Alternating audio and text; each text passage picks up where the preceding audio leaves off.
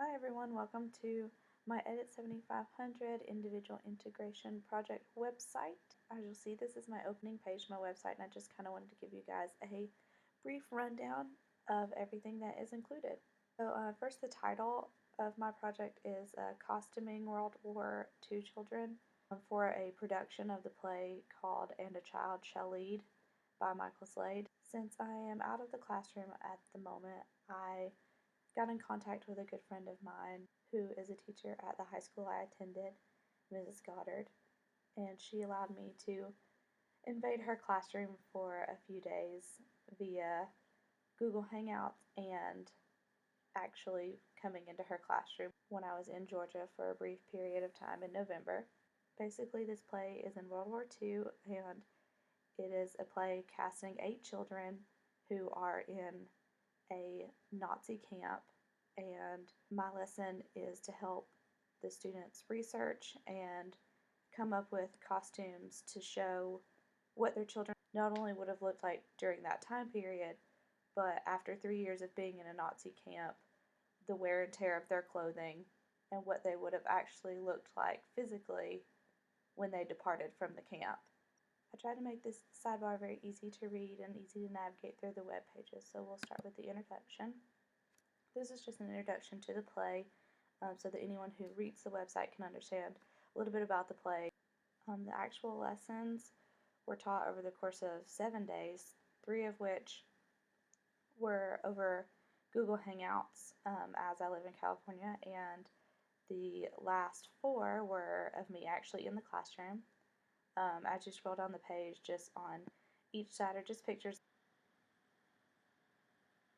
and in the middle, of course, under the corresponding day, I have a link to the YouTube video of the Google Hangout in which my students got to talk to a fashion subject matter expert. Some examples of student work. Students were required to participate in a class discussion. Here's a video of Group 1 and Group 2's discussions. In those groups, they were supposed to come up with some questions for the fashion subject matter expert. Here is the actual slideshow that is their final outfit mock-ups. This was a Google Sheet that they had to each log into and add every part of their costume, what they needed for each part, and they are highlighting it as they actually collect materials to perform the play. Here's a sample of the permission slip that I sent home, separate to the one that the school already sends home for the video and photo permissions. Assessments.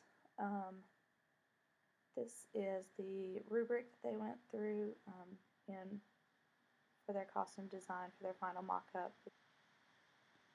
This is a checklist of everything they had to do for the project for me, just so that they could check it off. Here is a list of the standards that were covered, the technology standards, as well as the technical theater 1 for high school standards. This is the description of the different resources that I used and Ms. Carter used to prepare for the lesson and used during the lessons, and that the students used. My reflection, I encourage you to go back and read that on your own. Diversity of needs of learners. I did have one visually impaired student. Evaluations. Students were given a self-evaluation, and this is what it looked like via Google Classroom, as well as a feedback discussion board. This is my project pre-plan web page with examples, and a link to my blog. Click here. Thanks, I hope you learned a lot.